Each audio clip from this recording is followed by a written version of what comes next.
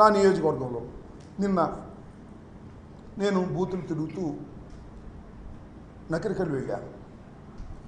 నకరికల్లో నాకు Nakrekal SI phone చేసి, sir ఇక మీరు తిరగడానికి వీల్లేదు, అందరినీ హౌస్ అరెస్ట్ చేసేయమన్నారు అని చెప్పారు. ఎవరు మా పిఏకి చెప్పారు, మణి గోపాల్కి. చెప్పగానే నేను ఎస్పీ గారికి ఫోన్ చేశాను, బిందు మాధవ్ గారికి. I have a respect on Bindu Madhav garu, IPS officer, I know very well, మనకు కూడా పనిచేశారు. నాకు ఐ హ్యావ్ ఎ రెస్పెక్ట్, ఒక మంచి ఆఫీసర్ అనే అభిప్రాయం కూడా నాకు ఉంది, ఇప్పుడు కూడా అదే ఉంది.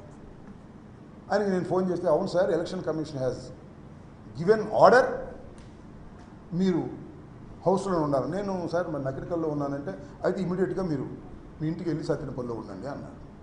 ఇమీడియట్గా బయలుదేరి సత్యనపల్లి వచ్చాను. సత్యనపల్లిలో కూర్చున్నా. ఫోన్ వచ్చింది నాకు, కుంకలగుంటలో కన్నా లక్ష్మీనారాయణ గారు తిరుగుతున్నాడు. మళ్ళా కాసేపు ఫోన్ వచ్చింది, గుళ్ళపల్లిలో కన్నా లక్ష్మీనారాయణ గారు తిరుగుతున్నాడు. నేను ఎస్పీ గారికి ఫోన్ చేశాను, వాట్ ఈజ్ దిస్ సార్, నన్నేమో తిరగొద్దన్నారు, నేనేమో ఒక లా అబైడింగ్ సిటిజన్గా, ఒక మంత్రిగా, నాకు సెక్యూరిటీ ఉన్నా ఇంట్లో కూర్చున్నాను, నా ప్రత్యర్థి తిరుగుతున్నాడు, ఏమిటి ఇది అన్నా. No sir, communication with gap, ఆ ప్రత్యర్థిని కూడా ఆపేస్తాము అన్నారు. సరే అలా కూర్చున్నాను. చాగంటి వారి పాలెంలో కన్నా లక్ష్మీనారాయణ గారి కొడుకంట ఆయన వచ్చాడు. వచ్చి మీ అంతు తేలుస్తామని వార్నింగ్ ఇస్తున్నాడు. అక్కడ నాకు ఫోన్ చేశారు. ఆ తర్వాత అక్కడ సిఐ ఉన్నాడు, రాంబాబు అని ఆయన, నా పేరు గల ఆయనే. ఆ సిఐకి ఫోన్ చేయడానికి ప్రయత్నం చేశాను, ఫోన్ ఎత్తలేదు. తర్వాత మళ్ళా ఎంపీపీ ద్వారా ఆ ఫోన్ ఇవ్వమన్నా, అతను ఏదో రెచ్చిపోయి మాట్లాడాడు. నేనేంచిన అతనే నా దగ్గరికి వస్తేనే నేను రికమెండ్ చేశా. ఆ రోజుల్లో ఆ రాంబాబున చాలా అగ్లీగా మాట్లాడేటువంటి పరిస్థితి కనిపించాడు. ఏంటి ఆయన అగ్లీగా మాట్లాడుతున్నావు, you are not a rowdy, you are a police officer, why you are talking like that. నేనే వస్తున్నాను అక్కడికి, నేను వెళ్ళాను.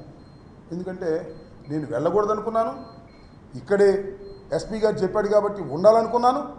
అవతల కన్నా లక్ష్మీనారాయణ తిరుగుతున్నాడు, కన్నా లక్ష్మీనారాయణ కొడుకు నాగరాజు తిరుగుతున్నాడు.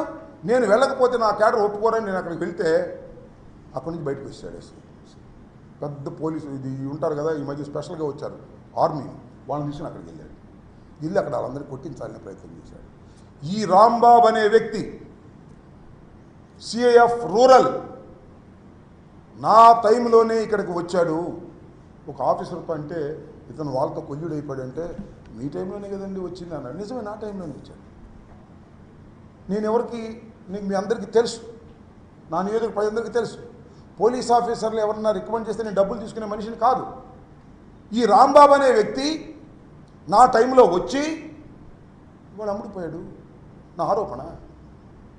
నాగరాజు దగ్గరికి వెళ్ళి డబ్బులు తెచ్చుకున్నాడు, నన్ను కూడా ఎక్స్పెక్ట్ చేశారు. క్యాండిడేట్గా నన్ను చాలామంది అడిగారు, ఏమన్నా పోలీసులకి ఏదో డబ్బులు ఇవ్వాలంటని. No, I'm a minister. నా రికమెండేషన్తో వచ్చినటువంటి పోలీసు ఆఫీసర్లను కొనేటటువంటి దుస్థితి నాకు పట్టదు, నేను చేయను అలా అని చెప్పా. ఆ పోలీస్ ఆఫీసర్ 5 లక్షలు 6 లక్షలు తీసుకుని కొల్లుడైపోయి వారికి సపోర్ట్ చేసే పరిస్థితి వచ్చిందంటే ఏం చేయాలి ఈ ప్రజాస్వామ్యంలో? ఒక మంత్రిగా, ఒక సిన్సియర్గా పనిచేసిన మంత్రిగా, పోలీస్ ఆఫీసర్ల పోస్టింగ్లో డబ్బులు తీసుకొని మంత్రిగా ఏం చేయాలి అని అడుగుతా ఉన్నా.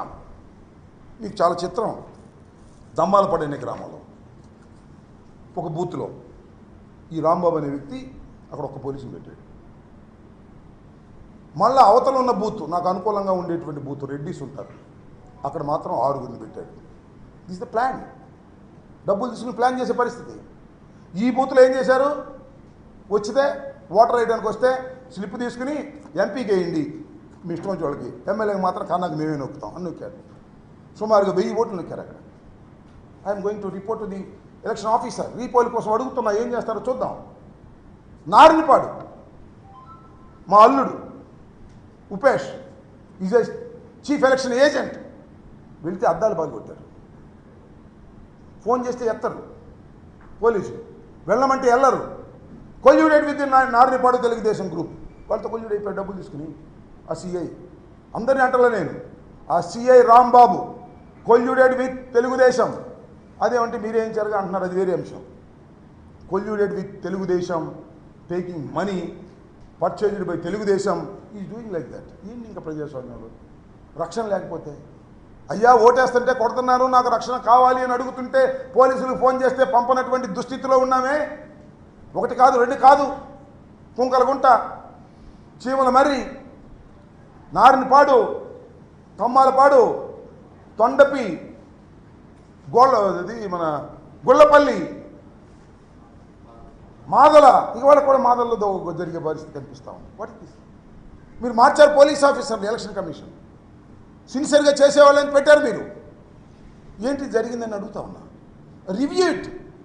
పోలీస్ ఏం చేసిందనే దాని మీద రివ్యూ జరగాలి ఎలక్షన్ కమిషన్ అని కూడా మనం చేస్తున్న దుర్మార్గమైనటువంటి రాజకీయాలు చేశారు. ఇవాళ మేము ప్రభుత్వంలో ఉన్నామో లేదో మాకు అర్థం కానటువంటి పరిస్థితి. న్యూట్రల్ అపోజిషన్లో కూడా మాకు ఇంతకన్నా బాగా జరిగిందని కూడా మనం చేస్తున్నాం. ఆర్తనాదాలు చేస్తున్నటువంటి వైసీపీ కార్యకర్తలకి పోలీసుల్ని పంపలేని దీన స్థితిలో ఇవాళ మేము ఉన్నాం అభ్యర్థులు అంటే నాకు నిజంగా బాధేస్తుంది, గుండె తరిగిపోతుందని కూడా మనం చేస్తున్నాం. ఇంత దుర్మార్గమైనటువంటి పరిపాలన ఇక్కడ జరిగింది ఈ ఎలక్షన్ కమిషన్ టైంలో అనేది నాకు బాధ.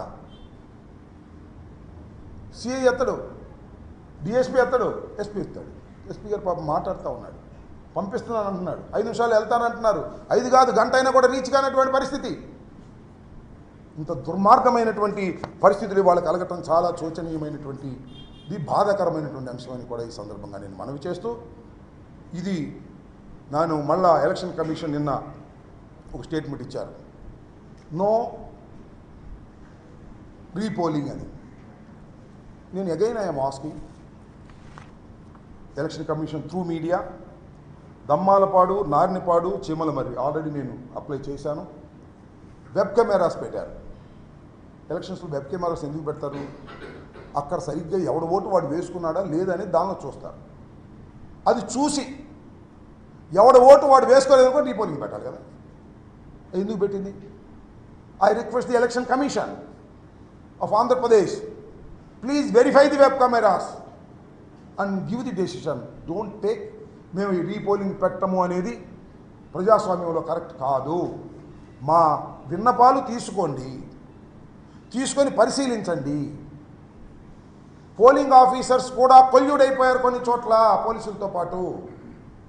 డబ్బులు ఇచ్చారో, బెదిరిపోయారో, భయపడ్డారో, వాళ్ళు చెప్పినట్టు విన్నారు, వాళ్ళు రాయలేదు పుస్తకంలో.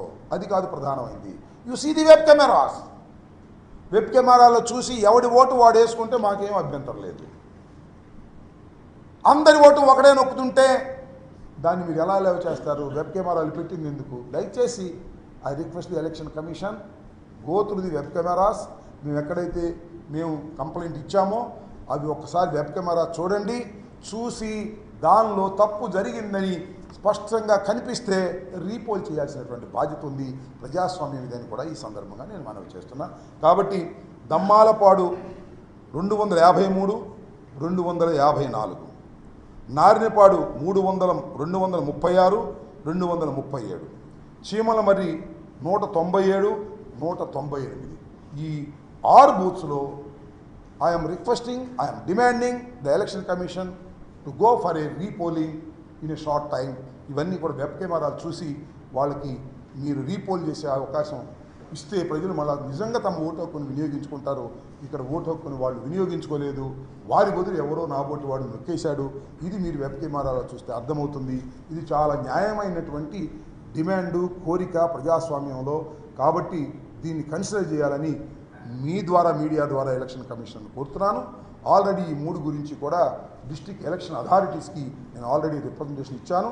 ఇవాళ ఈవినింగ్ కూడా స్టేట్ ఎలక్షన్ కమిషన్ని కలవాలనే ప్రయత్నం చేస్తున్నాను, కలుస్తాను. ప్రజాస్వామ్యంలో ఇది అవసరమని ఈ సందర్భంగా నేను మీ ద్వారా వారికి చెప్పదలుచుకున్నాను. ఫైనల్గా ఒకటే చెప్పదలుచుకున్నాను, ఎన్ని జరిగినా, ఎన్ని కుట్రలు చేసినా, ఎన్ని తగాదాలు చేసినా, మైనారిటీస్ మీద, ఎస్సీస్ మీద, బీసీస్ మీద ఎన్ని దాడులు జరిగినా గెలిచేది మాత్రం జగన్మోహన్ రెడ్డి గారే. మళ్ళా పరిపాలన కూడా జగన్మోహన్ రెడ్డి గారే చేస్తారు. మళ్ళా పరిపాలనలో మంచి కార్యక్రమాలు చేస్తారు. 4వ తారీఖున మీరే చూడబోతున్నారు. రెచ్చిపోయే ఆ మోకలకు చెప్తున్నాను, జగన్మోహన్ రెడ్డి గారే మళ్ళా ముఖ్యమంత్రి.